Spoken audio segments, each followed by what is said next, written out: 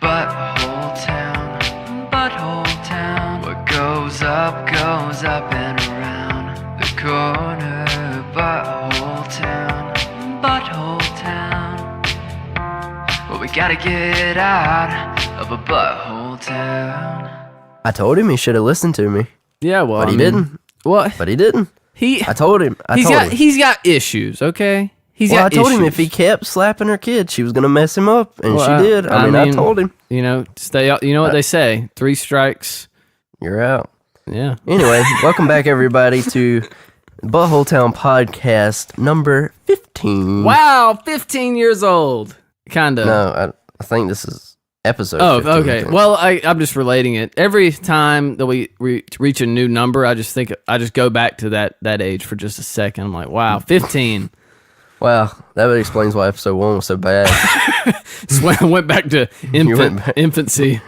So dude, episode 15. Wow. Hold on, let me just start on something real quick. Oh, gosh. What you said just made me think of it. I can't stand it when people refer to their children, especially after they're a year old, by the months. Oh, by the weeks, too. Weeks? Yeah, it's like, oh, he's just 132 weeks.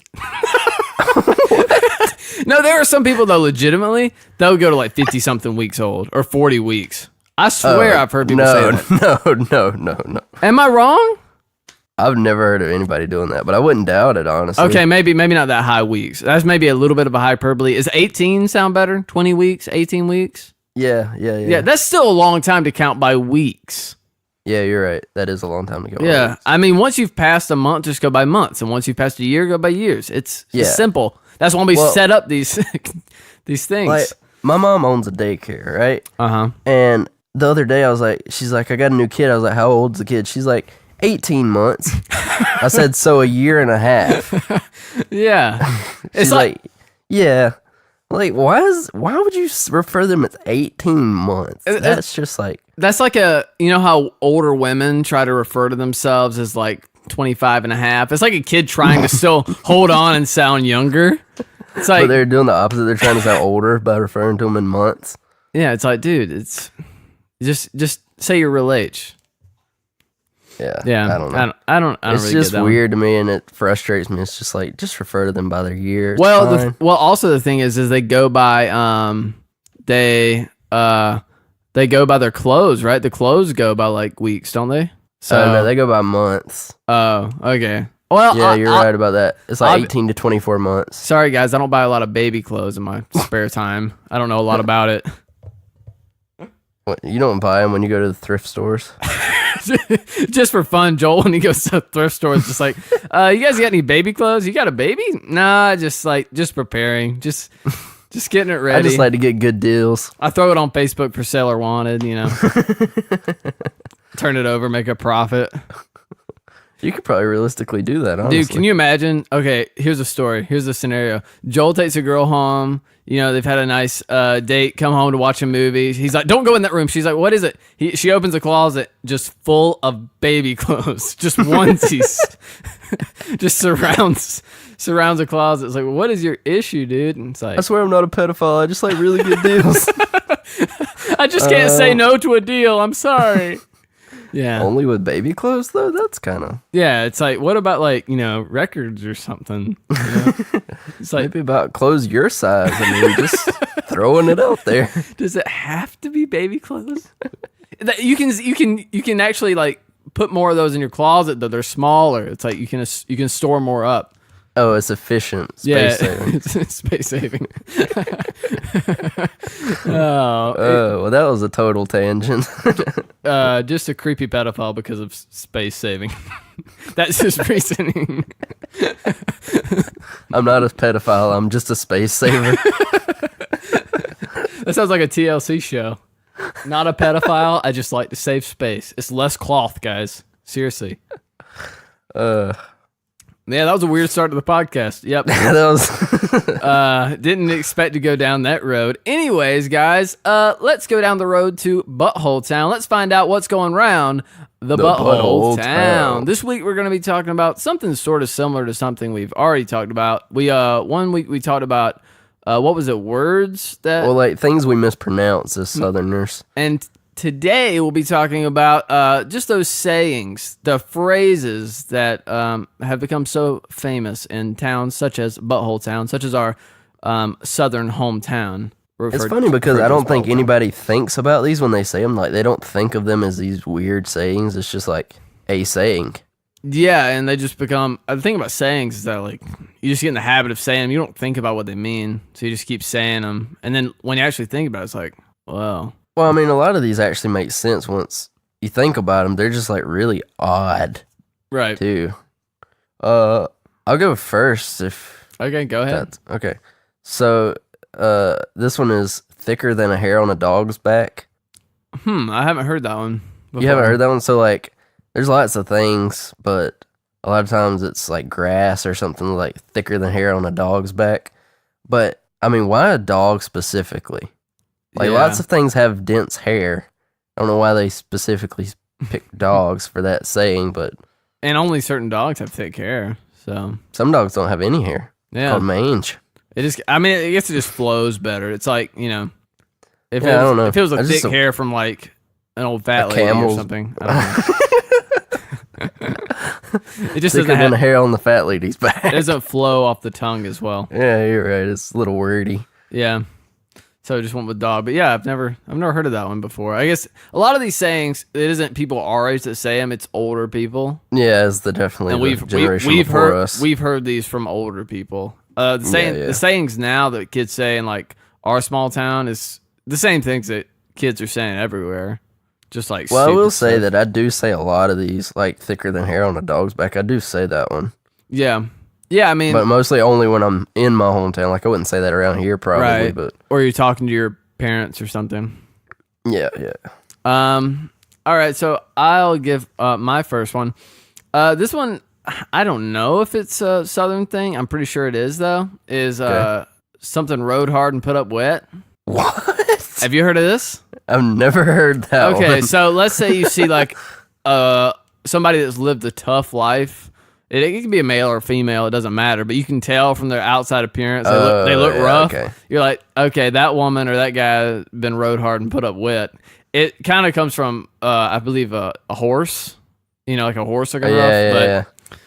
People start saying it about people. You know, like you see a 20-year-old dude, but he looks like he's 45. It's like he's been like he's been druggy and stuff. He's been through something. Yeah, so that's where that one comes from. That's and then put up wet and got all wrinkly. Started hard. growing mold. Rode hard and put up wet. Yeah, it's a sounds like something from a Clint Eastwood movie. No, that's sounds like the name of it. That's the name of the movie. Clint Eastwood in Rode Hard and Put Up Wet. Yeah, that's what it sounds like. It's like Die Hard, Rode Hard, and then in like small letters, and Put Up Wet. It's like whispered in the announcement. Each movie is something else. So it's like Rode Hard and whatever else, you know. And hung out to dry. Yeah. Yeah. All right. Next. I don't think this one's Southern. It's just a kind of a weird saying. I don't know where it comes from, but saying somebody's 3 sheets to the wind. What? Give me a definition of that. Yeah. That just means somebody's like super drunk. 3 sheets to the wind. I have heard that one. Oh, you know another one? I didn't think about this before, but you know another good drunk one from that I've heard growing up is riding the bicycle. This could be just a family thing. What? I don't know. This could be just a family thing, or it could be something that's bigger than that. But in my family, whenever somebody was drunk, it's like, oh, that he's been riding the bicycle. No, I've never heard that one. I don't know. Maybe that's just a Sheffield thing, but yeah, I guess so. It's a pretty funny thing to say. It's just like, yeah, you can tell he's been riding the bicycle a little bit. It's one of those sayings where you can get away with saying it like in public and nobody knows what you're talking about. Yeah, I guess so. Yeah, so it's good like hidden. He's drunk. Yeah. Yeah. I got another one. Okay, go ahead. Coming down a toad strangler. You ever heard that one? Coming down a toad strangler? No, I haven't heard that before. You know what that means? No. If you had to guess, just guess. Coming down a toad like a frog? Yeah. Strangler. Somebody that's super, they have lots of warts on their neck. Somebody walking down the stairs with a lot of warts. They're coming down a toad strangler. Yeah. No. Okay. It means it's raining really hard. Oh. Huh. It's raining so hard it would strangle a frog, basically. Yeah, that one's pretty weird. That one's like pushing it a little bit. That's like it's like you're really reaching for that one. I've heard it though. Yeah. Huh. This next one is something this is a kid one. You know, a lot of these are like adults said. This is something like when we grew up, a bunch of kids said, and it was just really dumb. But it can be used for anything. It's saying, that's crazy as junk, or that's dumb as junk, or that's whatever as junk. I think that's kind of a Christian-y one too, because It's like swear. You can't swear. Yeah, but That's I just remember definitely a Southern like Baptist thing to say. it's like, boy, you dumb as junk. It's like, Mom, I forgot my Bible. Oh boy, you forgetful as junk. My mom's never said that to me, but That's such a weird comparison for anything. Like, as junk. As junk. Yeah, it's just Junk. It's just as something. You can't say a curse word, so it has to be something that kind of has the same ring to it. Yeah. Flows off the tongue the same way. We use the Bible word and say Yeah. As a dung heap. Isn't that what Paul says? Or I would say like, as the deer panteth for the water. You're dumb as the deer panteth for the water.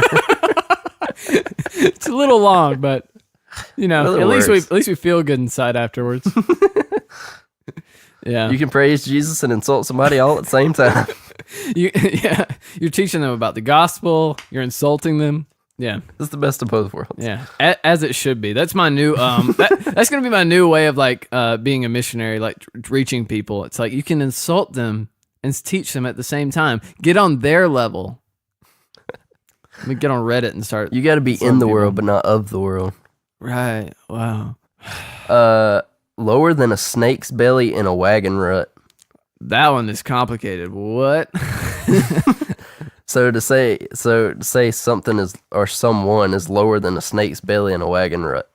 That just means they're like a low down, no good person. Because a wagon rut is like really deep, and then a snake is as far down as you can get. Right. Huh. So it's a snake lower than a snake's belly in a wagon rut. Yeah, It just means a no good, dirty person, basically. that has to be a Mike Knowles thing, your dad thing.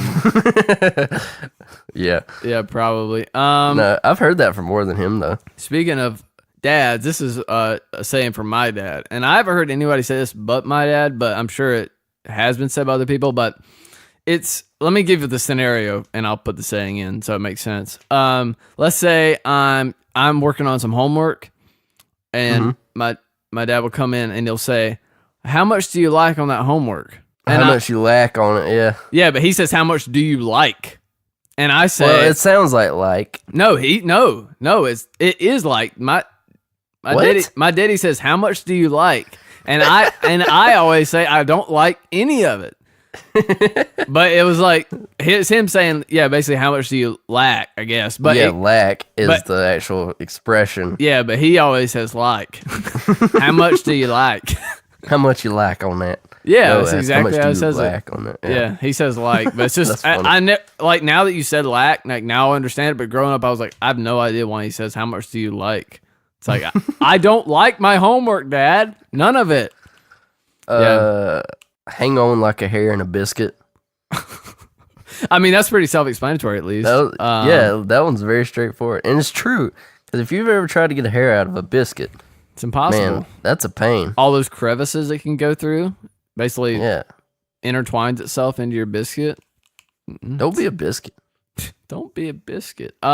Next one. This is one that my girlfriend hadn't heard before, and I don't think you had heard before. Is saying he gets it honest. So What like, does that mean? okay, let me explain. It's Okay. like a hereditary thing. Like, let's say my dad lies all the time, and then Okay. I lie all the time, and somebody says, "Well, he gets it honest," like about talking to me. So it's like he gets it from his dad. Like, obviously, he gets it from him, so he gets it honest. It can be. Never heard that one. It doesn't have to be a negative thing. It can be a positive thing. So like, he's super on time. Like my dad's super on time and I'm super on time. People say like, "Oh, well, he gets it honest." Well, I guess it beats saying he gets it hereditarily from his Yeah. parents. Yeah, it's It's a shortened version of that. I mean, I don't know where like honesty comes into play, but whatever. I guess maybe it means like fairly. Like he gets it. Don't be unfair to him because he gets it from his parents. Maybe that's what it means. I don't know. Yeah, He gets it honest. I have no clue. It sounds cool though. I get it honest. I get it honest. My new country song. That'd be great. Yeah, it's about an alcoholic father, but he's struggling with drinking, and so. Okay, that got dark quick. Why did I have to choose that, Ben? Of all the things. No, I was thinking country music, so it's like You've been riding the bike a little bit there, hadn't you, bub? Hey, no, I was thinking like something country music, alcohol, obviously. So I'm trying to play to the crowd, guys. I'm trying to be in the world, trying to be in the genre. You have any more? You have to be in the genre, not of the genre. The record exec says. No, what? You have any more?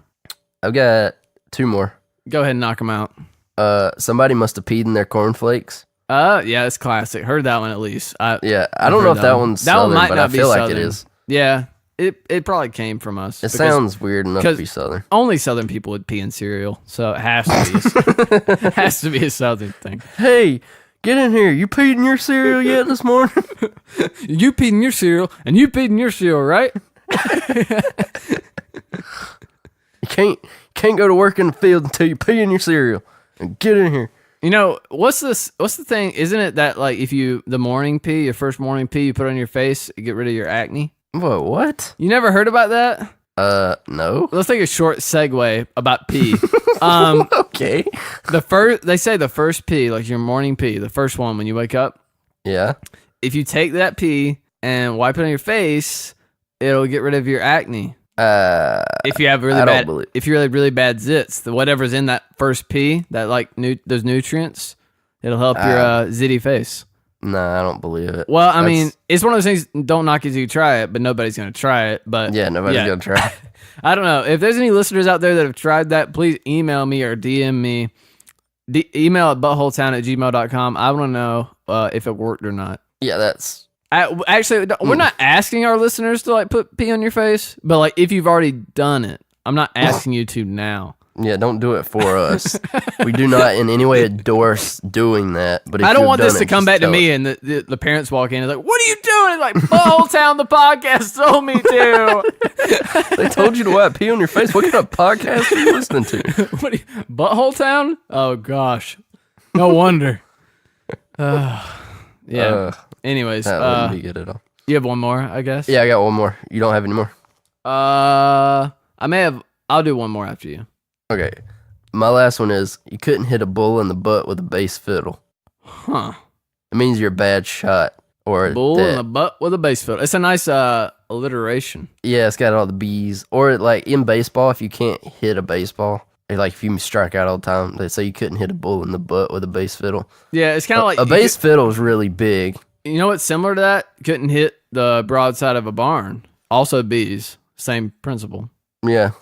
Yeah. That's probably one of the weirdest ones. A bull in the butt with a bass fiddle. Like, who thought of that to begin with? Yeah, like, bass this fiddle. guy's a really bad shot. What could I say that would really get the point across? Bull in the butt with a bass fiddle. That sounds good. So my last one also has to do with butt. You don't know your butt from a hole in the ground. Is that one a Southern thing?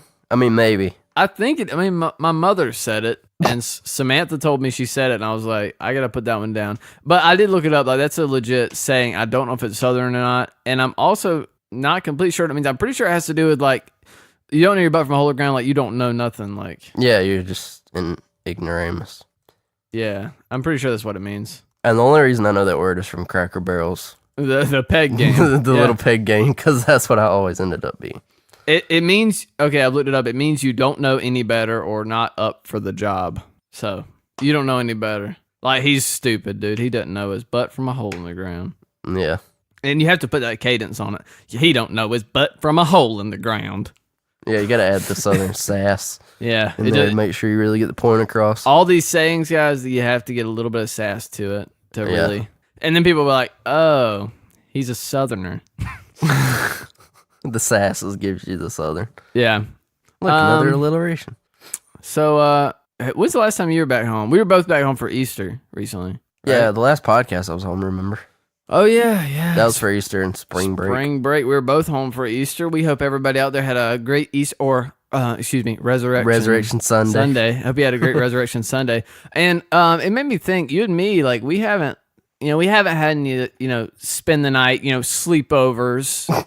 Since we're in college. Yeah, well, I don't like to call it sleepovers. That seems weird. A little bit, yeah. We always just said spend the night. Like, oh, I'm going to go spend the night with so-and-so. It's like we didn't say, like, we're going to a sleepover. No, I'm just gonna stay at Ben's house tonight. Is what I would say. Yeah, just stay at somebody's house. We hadn't done that in a while, which is a shame because we always like to stay up late. But we're like 5 hours apart, so. Yeah. I mean now, but like. Yeah. Maybe. Anyways, we spent the night a good bit together back in the day. High school, college, early college anyways. Did you spend the night with a lot of other people other than me? When I was younger, yeah. I mean, even when I was in college and stuff, I still spent the night at some other friends' houses and stuff. What? You had other friends? What? Well, our mutual friend Lance, of course. Oh, yeah, your cousin and my friend. Yeah, we both went over there a few times, and I just want to talk a little bit about that, not about Lance. He's a great guy. Well, I've had some weird experience sleeping over at Lance's houses. Okay, so more than one time. Our mutual friend Lance, apparently Joel's had some bad experiences. I was going to talk about some weird experiences with spending the night. I think we've all had those stories, and the parents are all different, and sometimes parents are like really crazy about certain things too, and it can make it even a weirder experience. Like, for example, there was a kid I used to hang out with in high school, and I went over to his house, and it was one of those things where it's like kind of like your house. Like, it felt like a lot of things weren't allowed. Oh, yeah, okay. And so I was like, what are you going to say about my house? Yeah, nothing about your actual house is wrong. It was just really run down and ratty. The carpet wasn't soft. No, it had wheels on it, for Pete's sake.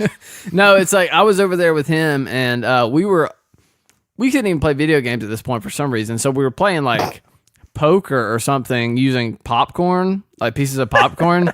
And for some reason, like we were sitting on the floor playing this game with like pieces of popcorn, and the popcorn hit the floor, hit the carpet, and his mom just like busts in and is like, "Who's got the popcorn on the carpet? Pick it up! What is this?"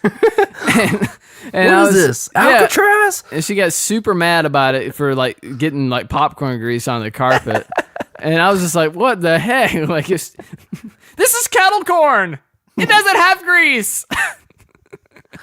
This is low butter. This isn't even movie theater butter. Yeah, it was just like stuff like that. Well, even my own mom has things like if I don't close the shower curtain at my house after I take a shower, she'll yell at me. She'll like scream at me about the shower curtain being open. Like you have to close the shower curtain. So I mean, yeah, I don't know. Another thing about like parents being weird. I spent the night at this dude's house, and I was homeschooled, and so was this other guy. And this was when I was younger, when we were pretty good friends at the time, and I went to spend the night at his house, and I knew his parents were kind of strict, but I didn't realize how strict. Mm-hmm. And like we were up at like 10:30, and it was like, oh my gosh, we were up at 10:30. Ooh. And the special thing on the night that I got to spend the night is they would watch the Christian music videos that would come on late on the Christian channel. They were watching KTV? Yeah. Oh, God. It was KTV, and they had like old, early 90s like Christian music videos. So it was just like Michael W. Smith and Toby Mac. And they were like freaking out because they got to stay up and watch these Christian music videos. It's like, come out, son. It's music video time. And then they like come out there, and like dad's wearing like Ray-Bans and like a cool shirt. It's like, you know what time it is. And they just all sit around watching the freaking music videos. It was so funny. I was just like, there's way better stuff on TV than this. Like, I grew up in a relatively like strict home as far as the stuff I could watch and all, but like, golly. And then after his parents went to bed, it was like 11:30 or 12 or something, and he turned on his radio, and he turned it to a country station, and he had to turn it way down low because if his parents heard him listening to a country station, they would freak the crap out. And his mom came in, and he like you know how like if you're ever doing something you're not supposed to at home, like you're up way too late. As soon as they come in, you like turn off everything. Yeah. He was like sitting on the bed, and as soon as she walked in, hit the light, hit the power button on the radio, just like rolled over. Oh my gosh. She my slams gosh, the dude. door up. She slams the door open. Did I hear something about toes on the dashboard? Did I hear something about a tractor being sexy in here? No, Mom, I swear. No. It was KTV. It was Mercy Me. I swear. But that was so funny to me because I was just like, seriously, you're not allowed to listen to. And we were like at least 10 at the time. Oh man. It's like, I mean, it wasn't like we were tiny little kids. I think what's sad about the whole thing is that they look forward to it. That's like a concentration camp house. It's like it's music video time. Thank goodness. Maybe we'll also get bread and water if we be good. Jeez, that's super insane. You know what? Another bad thing about like having people over is when they get super homesick and leave like halfway through the night or something. Dude, I've got the worst story about that. It's like, man, dude, like stay here for a couple more minutes, dude. Like, come on. Like, I've been looking forward to this all week. We ordered pizza. And then they're It's only gone. 7 o'clock. Yeah, it's like, I want to go back to my mom's house. You were there 2 hours ago, and we're 15. I got this one story about that. So this guy, we were 12 at the time. He had never spent the night away from home. Oh, no. Was he the same KTV kid? No. Okay. No, this kid wasn't even homeschooled. Anyway, and he had never spent the night away from home, and he was 12 years old. And I would always try to get him to sleep over. He literally lived like a mile from my house. And I tried to get him to sleep over, and he wouldn't. And finally, one night, he was going to. And at like 12:30, we stayed up, and he's like, I got to go home. I'm like, dude, it's 12:30. Just go to sleep. And he's like, I got to go home. And so I go to wake up my mama, and she's like, why don't we just go to Walmart? I was like, what the heck? What? Why is that her first response to that? Okay, why don't we just go to Walmart? What? So if you know my mom, that's like super uncharacteristic of her, especially in the middle of the night. It's like, let's go to Walmart. I'm like, what the heck? It's really weird. Which is like 9 or 10 miles from our house. It's not like really close. And I was like, hey, okay. So we get in the car and we go to Walmart and we get like marshmallows and stuff. At midnight? It's like midnight, 1 o'clock, something like that. Daggum. That's way cooler than music videos. That's freaking awesome. Yeah. And so we go there and then we come back and he falls asleep because he's like freaking exhausted at this point because it's like 2 o'clock in the morning by now. And we get up the next morning and after he leaves, I'm like, why did you take us to Walmart? She was like, because I knew that if we went to Walmart, he'd be super tired when we got back and he would stay the night and he would actually stay and he could get that first time out of the way. I was like, that's freaking brilliant. But I would have. I remember my first time. The first time's always hard. But I'm just thinking about me. If it was my kid, and it's like, if you wake me up at 1 o'clock in the morning and your friend wants to go to the house, I'm just going to roll over and say, go back to bed. No, go back to bed. I'm not going to say, hey, let's go to Walmart at 1 o'clock in the morning. Your parents don't want you. Just stay already. Just go to bed. You could walk home. It's literally only a mile. Yeah. It'd be funny if he just like woke up and like realized he spent the night. It's like, oh crap, and just like takes off home. What have I done? No, I'm too young. I wanted my first time to be special.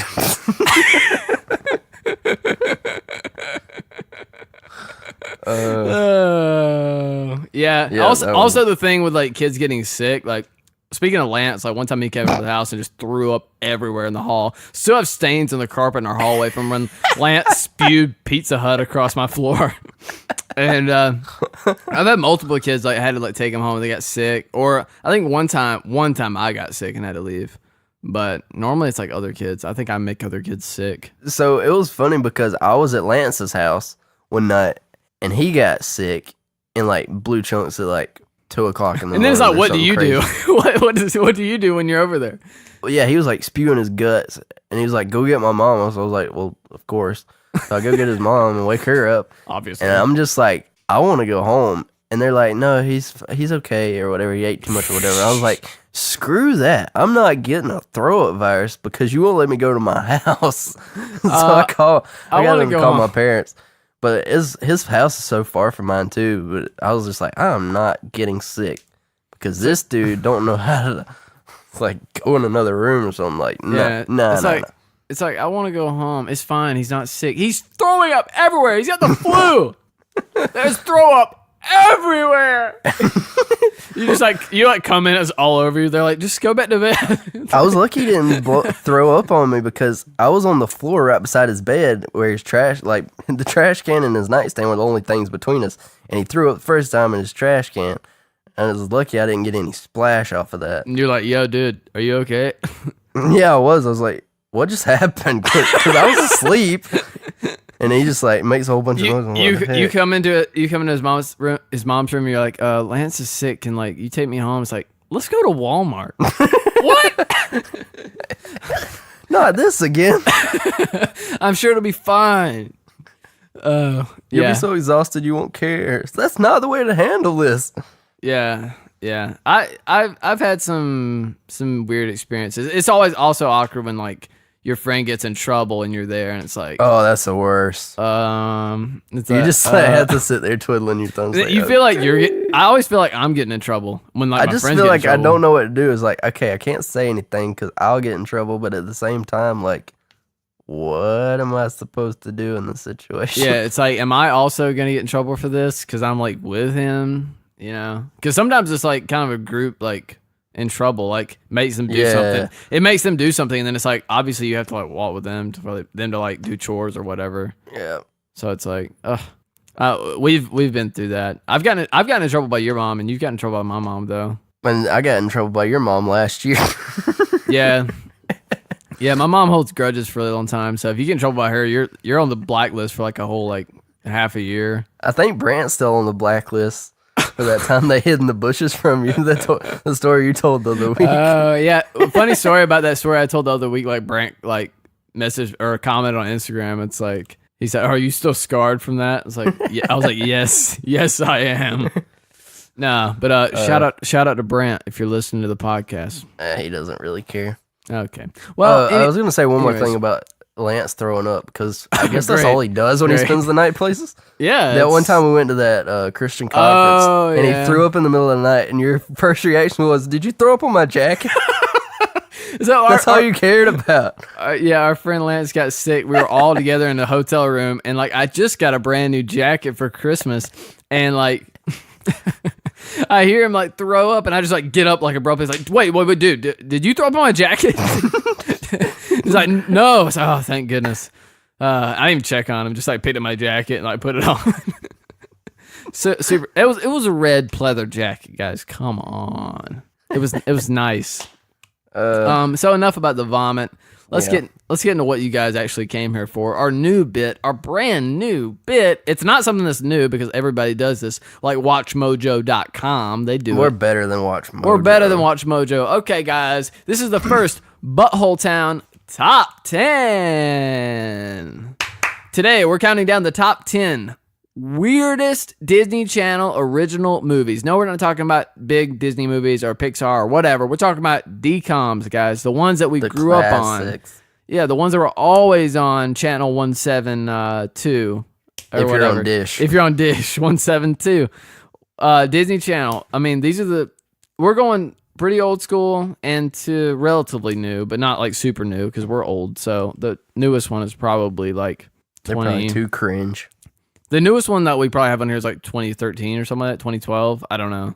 Probably not even that. No. Most of these movies are early 2000s. The ones the ones when you were little that you watched all the time. If you weren't watching KTV music videos, you were watching these. Speaking of things, to bed at 10 o'clock. Speaking of things you couldn't watch, Joel grew up. He couldn't watch You could watch SpongeBob, right? Yeah, I could watch SpongeBob. Okay, Joel couldn't watch Scooby-Doo. Yeah, Scooby-Doo was a Scooby-Doo. no-go for him because all that witchcraft. The witchcraft in Scooby-Doo. The real people dressed up in costumes. Yeah. Anyway. Yeah, anyways. Disney Channel movies. Yeah, so number 10. Do you want me to start this one? Yeah, go ahead. Number 10, we're starting off with Jump In. Now, like I said, these movies are just the weirdest plot lines that we found. So Jump In. Jump In is starring Corbin Blue, our boy from High School Musical. Shout out. Played Chad in High School High Musical. School Musical sponsor podcast. Jump In. I'll give you a quick synopsis. It's about this kid. He's training to be a boxer with his dad, and then for some reason, I can't remember exactly, but he gets roped into a jump rope competition with these girls, and his dad like flips out on him like he's doing hardcore drugs. It's like he could be doing so much worse, and his dad's super disappointed in him for jumping rope. Well, That's what's like, funny is he misses like a boxing match or something because that was what he was doing. He was a boxer. Yeah. And he goes to a jump rope competition. It's like, okay, this is like a huge jump rope competition. He obviously loves to jump rope as well as box. There'll be other boxing matches. Like, just reschedule a fight. Yeah, and you know what? I mean, it's not like that big a deal. You're not a prize fighter. It wasn't $1 million fight. And you know what he does to like train himself before a boxing match? Jump Rope. He's like, you can do it here, but you can't do it there, okay? That's different. They're doing double dutch. You can't use 2 ropes. That's sacrilege. Is it double dutch? How long is that rope? That better be just for a single person. If 2 or 3 people can jump on that thing, it better be out of my household. Yeah, I don't know. It's a complete overreaction. At the end of the movie, they go to some big competition for jump rope, and then his dad, I guess, sees how good he is at jumping rope. And he's like, you know what? This isn't so bad after all. Yeah. And so that movie did make all of us like want to do double dutch though. Cause I remember the place, the place the daycare. Well, I said daycare. This is mostly just like people I knew. They stayed at this lady's house. But anyway, yeah. She bought double dutch ropes after that. And we used to try to do double dutch after that movie. So if nothing else, it inspired us to get healthy. So. Yeah, get out there like Michelle Obama wanted us to. The only problem with me is that I don't have any friends, so double dutch didn't work out. I just had a really long jump rope and I just stood on it. It's like, why isn't this moving? Then you have to have friends. Yeah. Oh, dang it. Anyways, number 9, Joel, take it away. Number 9, we had Motocrossed. Oh, which yeah. Isn't the weirdest plot for a movie. No. It was just kind of ahead of its time, I think, honestly. It's a little tired. It's basically Mulan on motorcycles. That's so true. Like, think about the plot of Mulan, but real life, and they're on dirt bikes. It's a girl. She pretends to be her brother who is hurt on a motorcycle. He got hurt on a motorcycle, and she cuts off her hair, pretends to be her brother, and tears up the track. She meets a boy, obviously.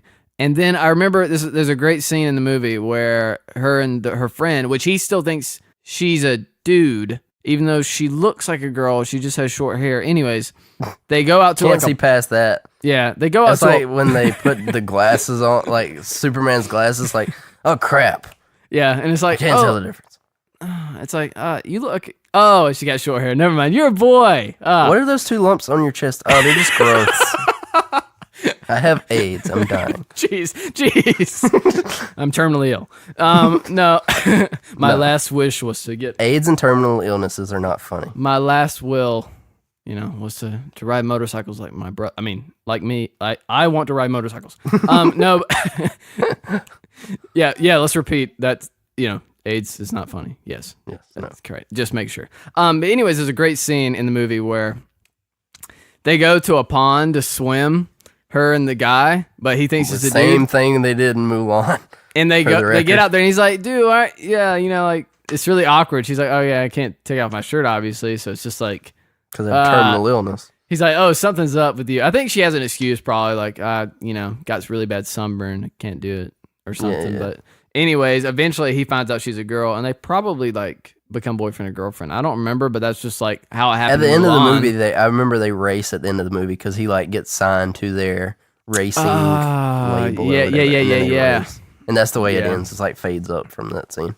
It also has a great song in it, Juliana Theory, "Top of the World, You and I." And you guys can check it out. Anyways, that was Motocross.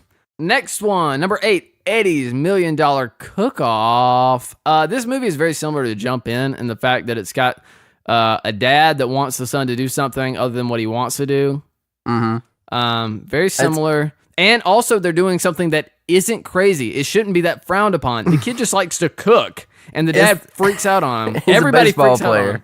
He's a really good baseball player, and then he just sees that he likes to cook because he got hungry in the middle of the night and made this awesome sauce out of like peanut butter and jelly and other stuff. And That mayonnaise. was a secret sauce. It was something weird. But it's also, if you think about this, it's also the plot to High School Musical. Right. Well, that one kid likes to cook too on High School Musical. But it's the same thing where it's like the kid's doing one thing and that he's really good at, and he's like, oh, I want to do something else in my life besides play one sport. Yeah. And it's cook. It all comes back to me though. It's kind of like, what? It's kind of the kid's fault. It's like, you can do two things, right? It's like, I can't. No, it's the parents that are like, you can't do two things. Yeah, I But guess. I can play baseball and cook. I'm not always on the He can field. do both, but he had like one huge freaking like Iron Chef thing at the end of the movie where he was gonna cook with like Bobby Flay, and they had a baseball tournament on the same day in some like minor little league, like it doesn't even matter. And Yeah. the kid's like, I'm gonna go cook with Bobby Flay on like national television. He's like, you can't miss this tournament. It's the state championship. We're all gonna get trophies, Even if we don't win. and you want to be on television for the whole world to see You wanna cooking with renowned possibly- chefs. You want to possibly be Gordon Ramsay's right-hand man? What are you thinking? You want to get a culinary scholarship? I don't think so. You want to be rich and working in 5-star hotels making people food that you create yourself? What are you, nuts? No, you're going to hope that you make the bench on the community college, okay? You were going to play baseball for the rest of your life, and you're going to end up like a little league coach like me. Basically, and then obviously at the end of the movie, Eddie cooks, and the dad sees it or something. The kids try to cover for him or something on the field, and then they're also like, they got like the TV hookup in the freaking dugout or something watching him. Or Yeah, maybe they all run there too. It's like, I don't know like why like this huge studio set of Iron Chef is like that close to their house. A baseball field. Yeah, I don't know. It doesn't really make a whole lot of sense. That's why it's in this list. It's just a dumb plot, but it's It's kind a of pretty tired plot for Disney, honestly. it's interesting though because it's just like, where are they going to go with this? But you know what, they go with it the same way all these movies end up. You know, it's fine. He ends up cooking. His dad accepts him. They also win the baseball game. I want one where it ends and the dad's just still disappointed. He's just like, He's why like, you didn't failed you at baseball and you failed at cooking. Way to ruin my life, son. Yeah, he loses the chef thing. It's like, you're a failure. Come back to the field. Or he's just like, or they lost the baseball tournament. It's like, it was all your fault why we lost. We had to go to Billy. He's the sub. What's he gonna do? You're a letdown. The next one is Quince. This is This is number 8, right? No, this is number 7. 7. Yeah, Quince is a really old Disney Channel movie. By the way, this is one Yeah, of this the. was from the 90s. This is a early. Is it 90s? I thought it was early 2000s. I thought it was like 99. It's 99, 2000, something like that. This plot is not necessarily weird. It's so weird because it's so normal. Yeah, it's literally about a girl that has quintuplets for brothers and sisters. And that's it. Yeah, pretty much. Her parents have 5 kids, and then she gets jealous because she doesn't get all of the attention anymore because there's 5 babies in this household. And then she talks to the camera just to make sure people are still paying attention. Yeah, she And does that's she does some that's it. fourth wall stuff. She does some like Zach Morris type stuff, Saved by the Bell. She like talks to the camera. But it's just like they have to hire a babysitter, and it's just like, And then one of the just- kids gets sick, and she decides that the kids aren't so bad after all, and that's the end of the movie. just normal things that would happen if you had freaking quintuplets. Like, I don't know. Like, I'm sure like anybody that has that many kids has the same issues. Like, we have to hire a babysitter. Our daughter has to help us take care of the 5 babies we just had. Wow, that's amazing. We just had 5 babies. One of them just got sick. No, that could never happen in real life. Yeah, it was just too Yeah. normal to be interesting. It was basically a TLC show with some fourth wall breaks, you know, like one of these like Duggar shows, just a bunch of babies. And Yeah. It was before that time. I'm sure the Duggars watched the quintuplets and they're like, we could outdo that. We can do better than that. 5 kids? Are you kidding me? How about 21? Yeah. Where we're at 6. 6. Halloween Town. Funny enough, the same girl from Quince stars in Halloween Town. I also didn't get to watch this movie because witchcraft. Yeah, because witchcraft. Halloween Town. It's about these kids, a girl and her two siblings, and their grandma comes to visit, and she's like a flippin' witch. And a flippin' witch. Not any particular kind of witch. A flippin' witch. She tells a story to the kids about this place called Halloween Town where all the witches and monsters and everybody live. And then they end up like taking a taxi or something, and then they show up at this place. The freaking like skulls are driving a taxi. And it's literally just like, have you ever been to those cheap Halloween stores that show up in October and like a mini in like a mini mall now and then? It's just like, wow, has this always been here? That's what I always thought when I go into those stores. It's like, wait a second, was this here last week? What? Yeah, it's like a huge store when they do those Halloween stores. Anyway, it'd be funnier if they were there all the time. It's like, who's buying spider webs in the middle of the year? Yeah, it's a mattress firm thing all the way back. It's like, who's funding these things? But no, it's basically like one of those Halloween stores, but it's just the whole city looks like that. They fly some brooms. There's like, they buy brooms to fly, and at the end they like fight a demon or something like that. I remember it's like some creepy thing, but it's just a really like weird concept for a kids movie. I don't know. It's not super compelling either. It's like Halloween Town. I wonder what that's about. Oh, a town about Halloween. Yeah, I mean, they made a bunch of these movies. Halloween Town was fairly popular. Yeah. I think they did like 3 or 4 of these things. But yeah, it's just an odd plot. Not either one of our favorites, so I don't think either one of us remember it completely. But I mean, it's Halloween Town, guys. You know what I'm talking about. Number 5 is Up, Up, and Away, which this one's a really short plot. It's just this kid is a member of a superhero family. He doesn't have his powers. If he doesn't get them by 14, then he doesn't get powers. So Sky High. Yeah, Sky High, basically. Mm-hmm. And then, but with we're not being racist, but with African American people. Yes, African American family. Yes. And then there's these people in the town that are trying to protect the earth, but they're using the DVDs to brainwash people. And they end up capturing this kid's parents, which are superheroes, because their weakness is tinfoil. They can't escape a cage made of tinfoil. Oh, no. That's, like, who comes up with this as a plot point? It's like, okay, we got good superheroes, we got a good villain, they got a weird, like, thing they're trying to do. You know what would really put it over the edge? Tinfoil. The super family that never has leftovers. We can't use tinfoil. We can't save our pork roast from last night. What do we do? But yeah, that was just, I thought that was kind of funny. And then at the end, he just breaks the evil villain's computer with a soccer ball. And that's the end of the movie. Just a basic end. But does he get his powers in the end? No, he didn't get powers. Oh. No powers. Well, that's kind of a sad movie. So Yeah, did he let down his parents, or they let? No, I mean, he saved the day because he kicked the ball. It just shows you kids out there that you can still be normal and be a hero. There you go. Yeah. Anyways, number 4, Luck of the Irish. This movie, one, I actually like this one a lot. It's extremely racist, though. It really is. Extremely racist. Well, it's cultural appropriation, and for to sure, Irish people, like yeah, for sure. I'm sure a lot of Irish people took some offense to this movie. Anyways, it's about a kid. Kid plays basketball. Something about a coin. So, okay, if you don't remember the plot is his family has this lucky coin. He doesn't know it, but he has this coin that he wears. And then he goes to an Irish festival. With one of his festival. Back in my day, we went to festivals. With his friend. It's an Irish festival, and he his gets girlfriend. No, I don't think so. I think it was just a dude. Oh, I thought it was the girl he liked. Okay, maybe it was. I don't remember.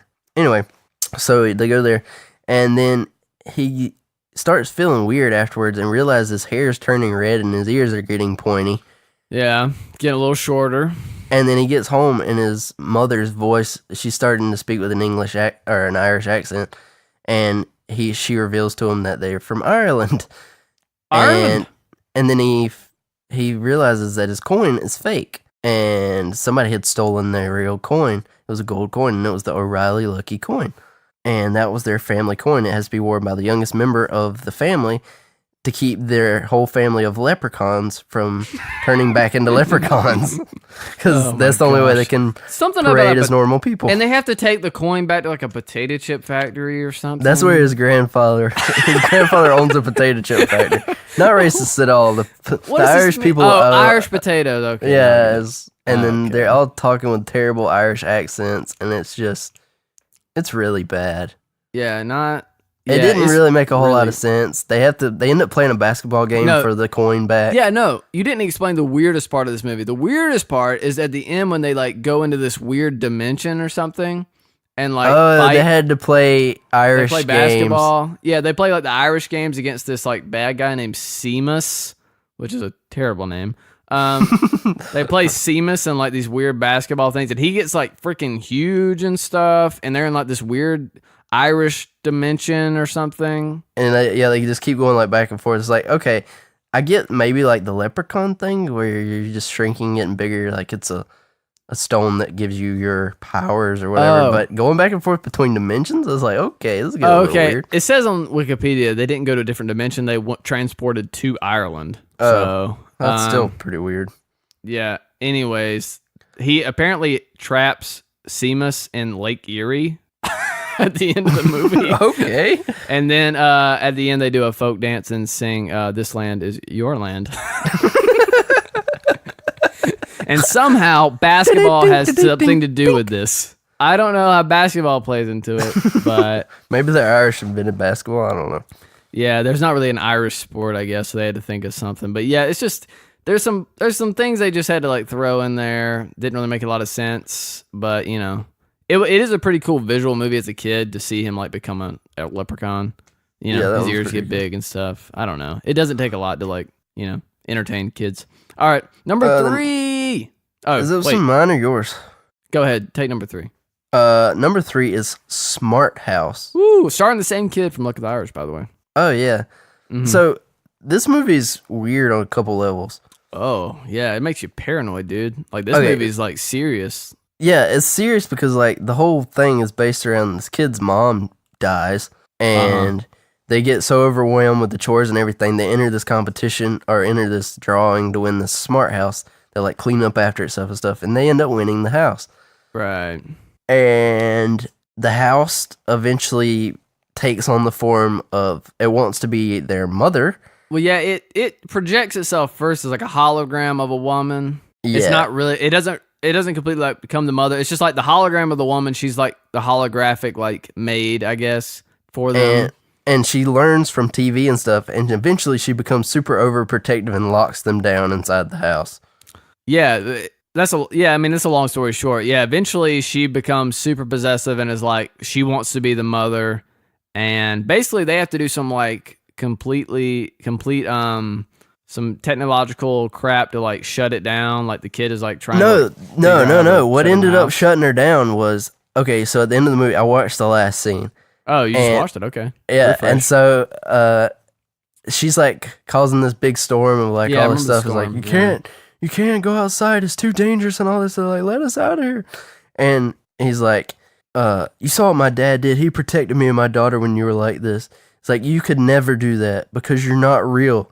And it's like, all of a sudden she's like, oh crap. And she just like calms down. It's like, I can't be real. That was it. And that was it. Well, there was something in that movie where he was like effing with wires and stuff though. Yeah, they tried to shut her down or whatever. Okay. I guess they tried to. It did shut her down, and then she started herself back up. And that's when she went completely psycho. It was just really weird. Dude, she was a nut. And it's a kind of a deep movie for a kids movie about like not trusting AI, especially now with stuff we have now. Yeah, it's kind of the thing that got me with it was like, okay, there's all this creepy stuff, and it's like, kind of like real sci-fi and kind of goofy-ish on that stuff, but it's also the main plot point is like this kid's mom died when he was a kid. That's dark.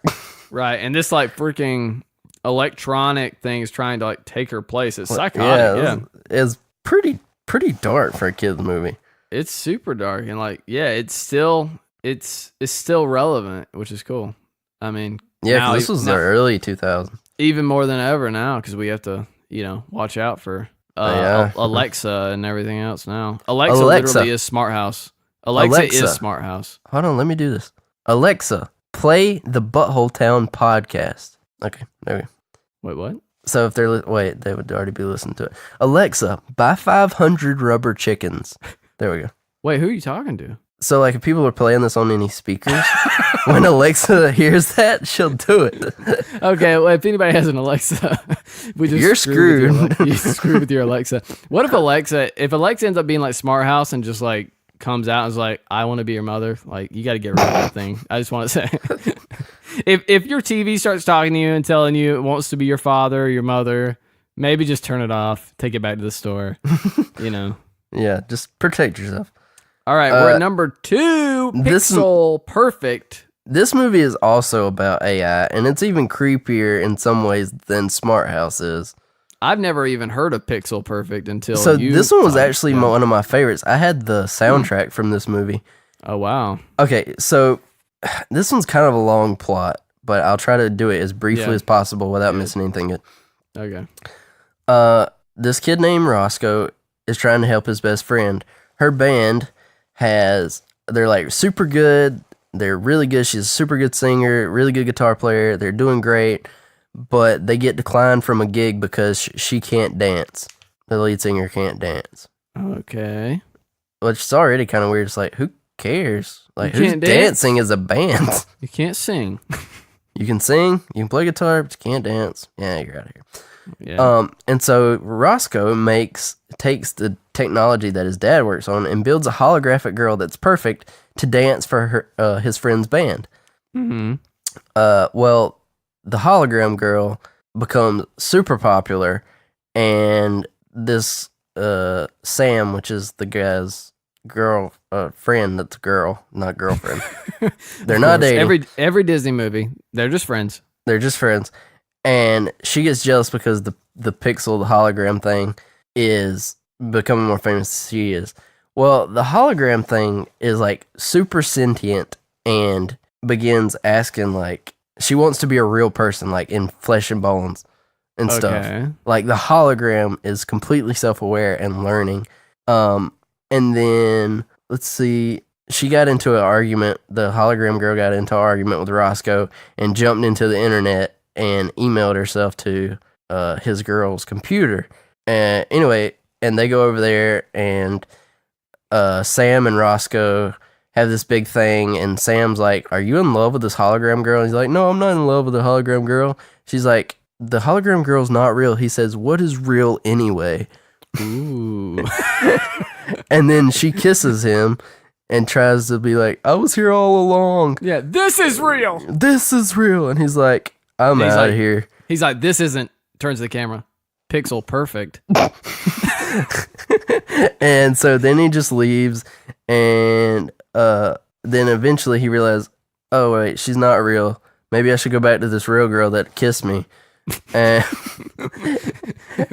and then there's all this trouble with the hologram technology. Oh, she got super famous, so this company that his dad worked for wanted to build more hologram girls and rock stars and stuff. And then they were planning on robbing the holograms of their individuality. So they're like, okay, we're going to make a bunch of hologram AI computer things, and we don't want them to be completely sentient. How does that make them the bad guys, for starters? Like, okay, maybe we don't want something that thinks about what it actually is. Yeah. Like, we don't want something that's smart enough to say, hey, I'm not flesh and blood. I want to be flesh and blood. Maybe I should kill somebody and take their body. Right. No, Yeah. we don't want that. Yeah, we So, don't want but that. anyway, so they end up shutting that down, and somehow his friend Sam ends up in the hospital, and the hologram girl goes through the internet and goes inside the girl's brain through an EEG machine. What the heck is going on? She wakes up from a coma that she's gotten in somehow, and the hologram girl is inside of her brain and takes her body outside and walks around in the rain and feels the rain as a real person. Oh my gosh. What? And then Why was the girl in a coma? hold on, let me see if I can find What was it. the purpose of the coma? Okay, so the girls' band couldn't find a replacement for their new dancer because she had already been like shut down by that company or whatever. Okay, so wait a second. Just for clarification, does the hologram girl look like the real girl? No. She looks like a perfect. completely different girl. Yeah. So what Okay. happens is the girl tries to replace her on stage and tries to do a dance, but she fell. She slipped and fell and hit her head and went into a coma. Ooh, okay. And So so- the real girl fell. Yeah, when she was yeah. trying to be the okay.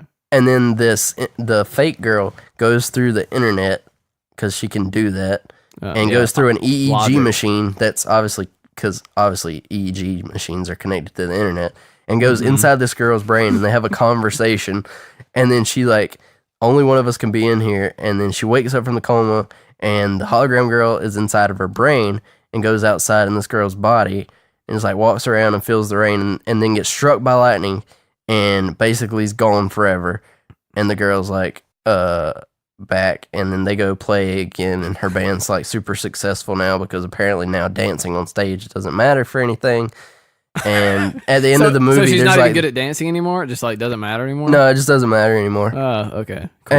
and then at the end of the movie there's a performance and they hear a harmony and realize that nobody was there singing the harmony and they look over and they're just like this vague shadow of the pixel girl and it's like, oh, we have a guardian angel, and that's the end of the movie. What the heck, dude? That is like. So I told you it was weird. That's so like twisted too. It's like what? It was like super sentient AI. Like we're gonna build an army of rock star holograms. It's like what? I like how the girl. I mean, obviously, I haven't watched the movie, but it seems like the main girl is like mad at first about the girl, and then by the end, they're like, "Oh, she's our guardian angel." It's like what? What? She just like came into your body through the internet when you were asleep. You were in a coma. She would have like been you forever if you would have got struck by lightning by happenstance. I know. That's what I'm thinking. It's like, Oh my gosh, that's so creepy. So wait, is the main guy, the guy who did it, is he like in it anymore once it becomes about the girls? Yeah. They end up dating.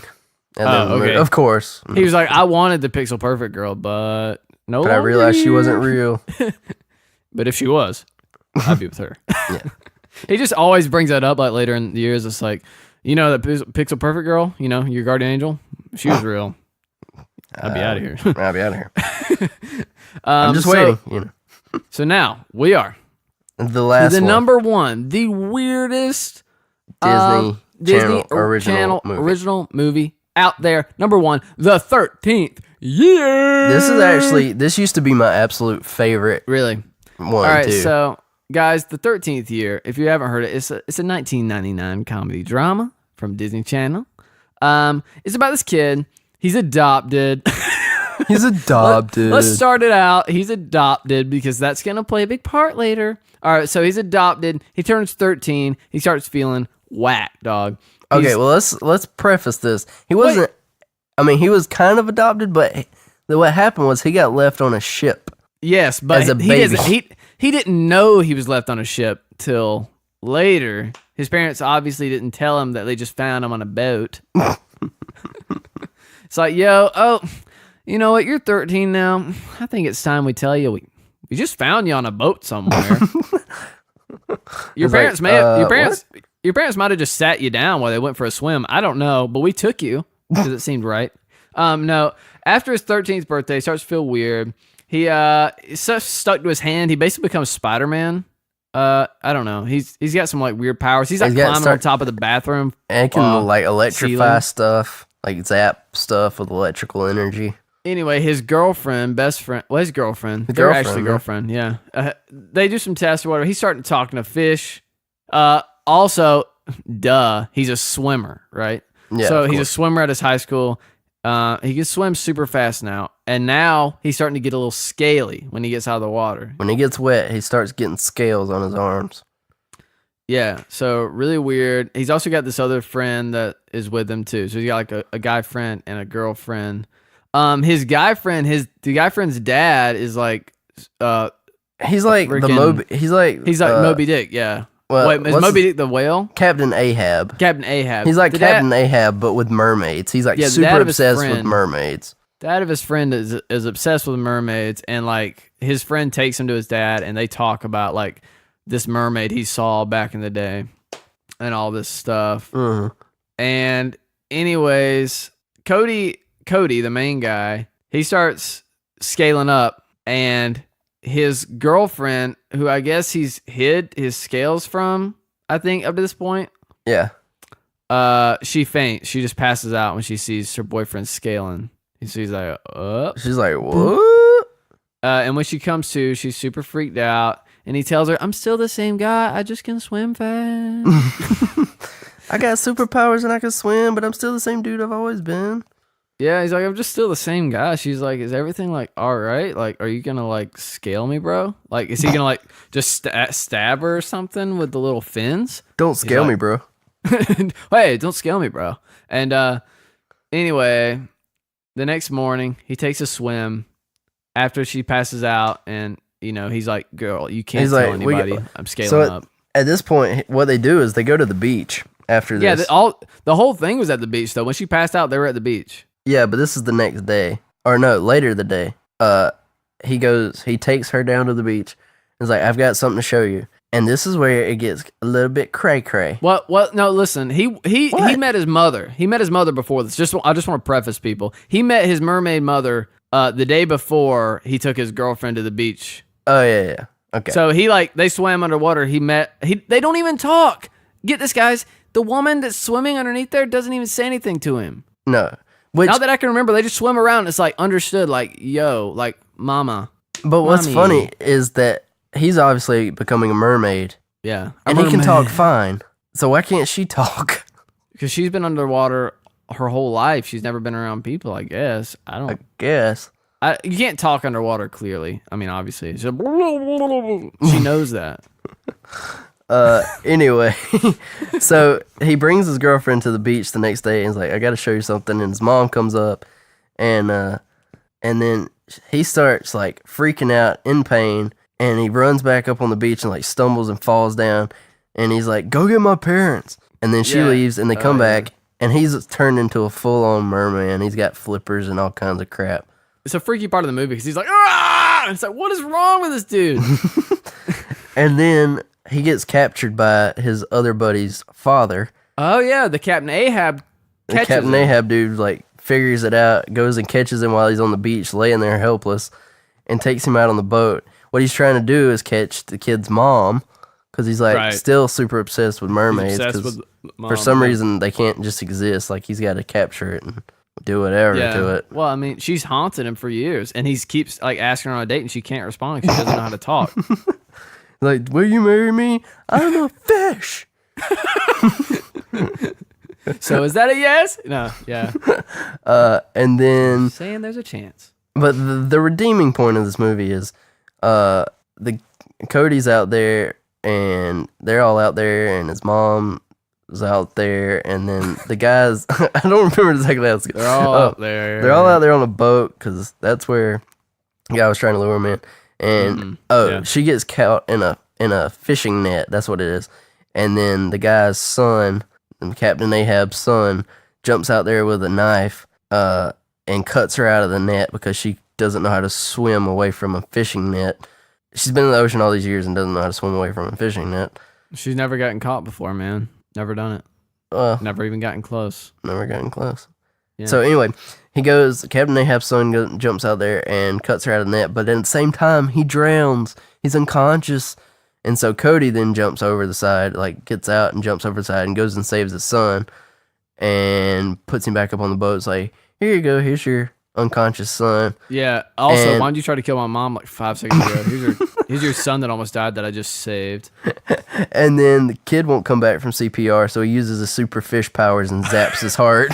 Whatever. Yeah. Wherever that. What? It's like. Where is that in the mermaid? When the mermaids. Yeah. Where is that in the mermaid lore? I've been reading books for years, and nothing says anything about them having electric powers. The other thing is, in the mermaid stuff, is like, okay, when Cody's on land, he has feet, and then when he's in the water, he has flippers, right? Yes. He transforms. Okay, so he transforms. Does he stay transformed? No. At the end, he fully transforms and just goes with. Yeah, but this is the thing. At the end of the movie, he swims off with his mom, Yeah, that's the end of the movie. He swims off with his mermaid mom. and then his real mom, or like his adopted mom, is all upset and stuff, and his mermaid mom telepathically tells her that It's he'll okay. he'll be back for school in the fall. Oh, yeah. It's like, yeah. okay, so this kid's gonna turn back into a human now when he gets back in the fall, if he's coming back for school. Like, what? I guess, but what if he just like is in class one day and he starts seizing up like he did on the beach? Yeah, exactly. That's my thing. It's like, how's that gonna work? And then that Yeah. totally defeats the whole plot of The Little Mermaid. It's like, if you can just go on land and have feet, that wouldn't have even been a movie. So it's a strange movie. I kind of think of it as, you know how Mormons, they get to high school and they have to, or they graduate high school and then they go on their mission for like years. This is kind of like his mission. He'll come back eventually, but like he can't contact his parents. Yeah. Yeah, you can't call them or anything like that. They just got to trust, him and his mermaid fam that they're going to take care of him. He's going to be riding bicycles under the ocean and wearing his white shirt, black tie, spreading the mermaid message. Spreading the mermaid From message. door to door. Well, we're at an hour and 13 minutes. Wow. Well, I got a really quick conspiracy theory. I'll just wrap it up with. I got it's not a two long questions from fans too, so one. Oh, wow. I can save those Okay. for next week though. Okay. Well, I'll just do one really quick conspiracy theory. It's going to tie into our Disney theme we've had this whole Oh, podcast. that's good. So if you guys have listened to the podcast before, we do conspiracy theories of the week, and this is the conspiracy theory of the week. We're also big fans of Toy Story. We've talked about Toy Story before, and this Love is Toy Story. This is a Toy Story conspiracy theory. What? We actually did the talking about sequels bit on one of our episodes, and we compared Toy Story 1 to Toy Story 2, and this actually has to do with Toy Story 1 and Toy Story 2. Wow. Here is the theory. Okay. The theory is Andy's mom. We all know Andy, right? Right. The main kid of Toy Story. His mom is actually Emily. And if you guys don't know who Emily is, Emily was Jesse's person. In Toy Story 2, Jesse had an owner and that, abandoned her or whatever. Jesse's the cowgirl. So his mom is supposedly Emily. And here's the proof, okay? Okay. When Emily, here's what the website says. When Emily was introduced in when Jessie, the cowgirl, was introduced in Toy Story 2, fans knew her as the cowgirl with a fear of getting abandoned, and her owner neglected her for years and then put her into a donation bin. Mm-hmm. Jessie eventually learns to trust again, becomes happy. The problem is that Jessie never gets any closure. We never find out what happened with Emily. Right. One theory claims that Andy's mom is actually Emily, all grown up. Because here is the beautiful proof. Okay. The red hat. You guys remember Toy Story 1? Andy wears the red hat when he's playing with Woody. He's wearing a red cowboy hat. Jessie and her original owner have the same exact hat. If you guys remember the flashback sequence that shows a girl with the same red hat. Snap. So Andy could have his mom's hat. She gave it to him when he was, a baby. He likes cowboys. She has a cowgirl hat from when she was little. Boom. Well, you know what? That would make sense too as to why she had Woody for Andy, because he's like this ancient toy because he gets sold as an antique item. Right. So she might have had the full set. Yeah, Jessie, all those are antique items because remember they're on an old television show. Right. They all starred in an old television show. So she might have had the whole set. Uh-huh. And that's the reason she had Woody too. Yeah, and she gave up Jessie. I guess, that also makes sense as to like when she saw Jessie, she wasn't like, oh, that's mine. Because there were so many, it was mass-produced toy. So it could have been any Jessie. Didn't have to be her Jessie. Because we always think about these toys as being individual because obviously they're not mass-produced in our world like that. Except Buzz Lightyear, because we see they him are on all the shelf. They are mass-produced like now. I'm talking about in real life, these toys. But like before the movies, we didn't have like 100, all these Woodies, everywhere. Right. But in the movie world, Woody and they're classic toys. Yeah. So they've been around for ages. So I mean, it's super possible, and it's really it's an interesting theory, and I think it's pretty cool. Ties it all together a little bit. Yeah, I don't know if it would be a nice story. I don't know if they thought about that or what. Of course they did. They're Pixar, for crying out loud. Yeah, Pixar, they do all those little sneaky Easter eggs and all. Yeah, they do. I don't think there's a movie that they don't reference another one of their movies. Yeah, you can They always see have the that little, stuff. like the ball in the background, the little, Yeah. star ball. Yeah, well, anyways, I thought that was just a short little theory we could add. That was nice, So, little theory. yeah. I'll ask this question because I think we'll answer it next week on the podcast, but just to let you be thinking about it. Okay. Well, I have two, so I'll just go ahead and knock those out. The first one is, what song best describes your life? So Okay. I think we can answer that one next week, so I have to think about that one a bit. Yeah, we'll have to think about it. The Good next question. one is, what is your favorite cartoon? Just the show or a movie or what? What is your Anything? favorite cartoon? That's all he asked. Okay. Well, fans that ask those questions, we'll be thinking about those, and next week we will answer those in more detail. Not that we answer them at all, any detail. We'll answer No detail. them. So I hope you guys enjoyed our top 10 list today. We got some ideas to do some other ones later down the road. I think they're pretty fun sometimes especially with these nostalgic things. I want to do more nostalgic things. Yeah, that'll be fun. That's fun. It's fun to think back on your childhood and think about all these movies that you watched when you were little and be like, wow, like that was really, really strange. Well, anyway, with that, welcome back, everybody, to episode number 15 of the Butthole Town podcast. It's over. Don't forget to wipe. Don't forget to not do drugs. And don't forget, call your mermaid mom. She misses you. She can't talk back, but she misses you. She doesn't have a cell phone, so I don't know how you're going to contact her. You're going to have to go back in the ocean, but just do it because, mothers worry. All right.